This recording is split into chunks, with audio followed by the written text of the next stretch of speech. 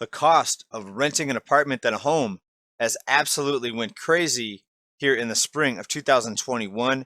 Hey everybody, my name is JJ. You're watching Bull Boom Bear Bust, back for another dose of economic reality today. Well, this continues with the land of opposites, basically, where left is right, up is down, inside is outside. And instead of dropping and falling prices, we have rising prices, including rents. Now, keep in mind, we still have over 10 million people not paying their rent or behind on their rent. So it's the people that are paying that are making up the difference. We're going to start off right here. This is the National Rent Index out of apartmentlist.com. And you see the purple line that represents the current year, the most recent year.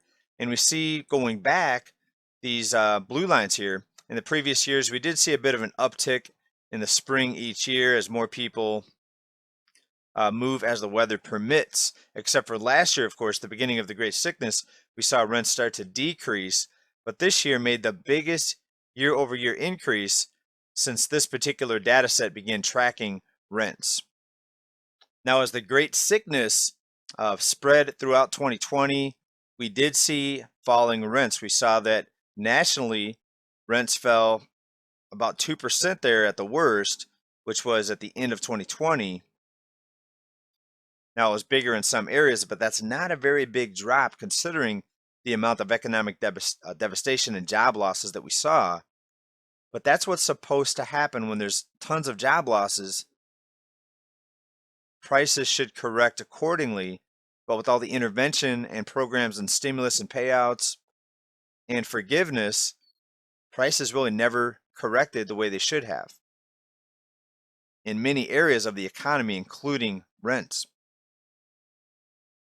So at a time where there's so much economic devastation, 100 million plus out of the labor force, 10 million plus people still can't pay the rents and are behind on the rents, we're seeing rising rents and the biggest year over year increase in several years.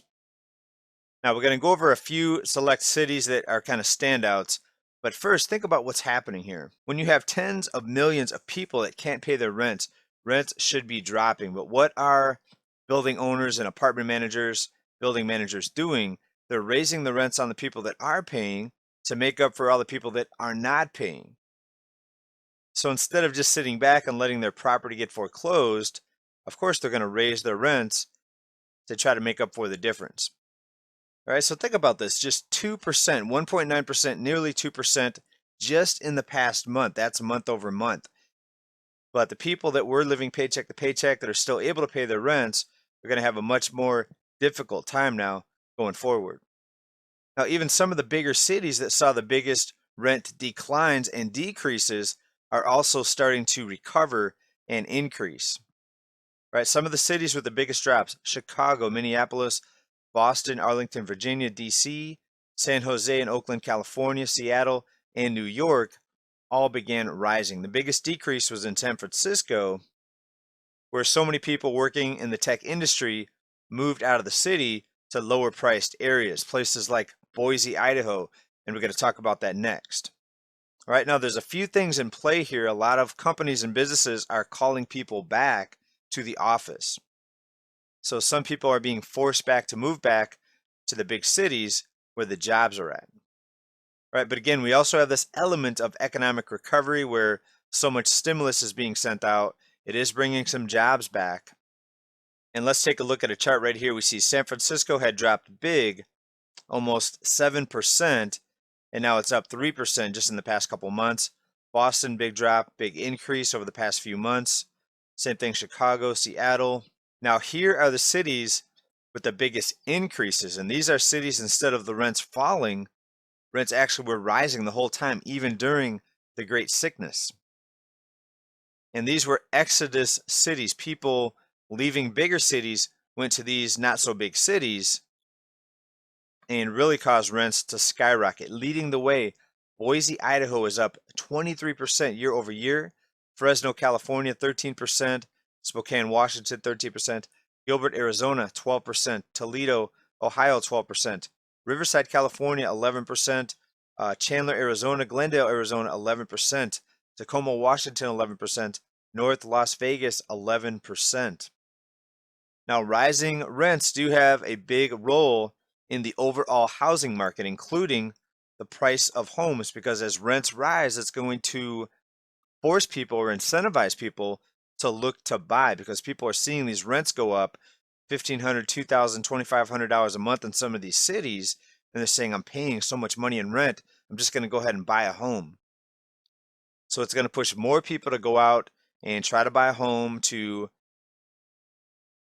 take out that mortgage and add to the list of people that are putting in all these offers on these homes.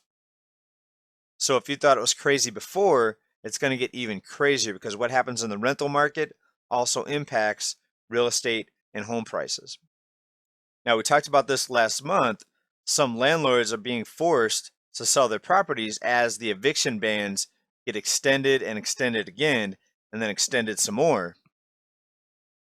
But from what I've seen, it's mostly the smaller mom and pop real estate investor. As big corporate landlords, they have so many properties in their portfolio, they can just raise the rents on all the other tenants that are paying, like we talked about at the beginning. So the people that are paying are going to feel a bigger pinch from this situation. And this was highlighted pretty well in this article out of Crane's Chicago Business. Rent crisis spirals for U.S. landlords awaiting billions in rent relief. While the government passed sweeping measures last year to prevent mass homelessness, there was no targeted help for mom and pop property owners who provide much of America's affordable housing. Right? So here is a big part of the problem. When you cancel rent, when property owners don't have the income, they're going to have to make up for it in some other way, or they're going to need assistance. Or the real solution would be you have to cancel everything else. If you're going to cancel rent, you also have to cancel taxes, cancel utilities, cancel the mortgage payments, and cancel all other carrying costs associated with owning a property, owning real estate. Otherwise, it's not going to work. It's going to be continuous bailouts and continuous rescue programs until the end of time. But see, most people aren't realizing the larger problem here. We still have activists out there like these people here that say to cancel rent, but you can't just cancel rent without a complete transformation of the financial system. You see, when you have the money printers in the background that are bent on creating constant inflation and rising prices, you can't just cancel rent and expect everything else not to be affected. Right? The cost of goods and materials is rising for everyone. So homeowners, apartment owners, property owners are going to have bigger payouts and expenses to do repairs and upkeep and maintenance. The cancel rent idea is not a solution. It may help temporarily, but it's not going to address the larger problem. The only thing that's going to fix this is throwing a monkey wrench into the money printer and stopping the inflation monster. That's all for today's report, everybody. Thank you for being here for this broadcast. Let me know what you think about these rising rents. What are you seeing in your neck of the woods? Is cancel rent the solution in your opinion? Or is there a much bigger problem that we need to start looking at? That's what I think. What do you think? Let me know down in the comments. Thanks everybody for being here.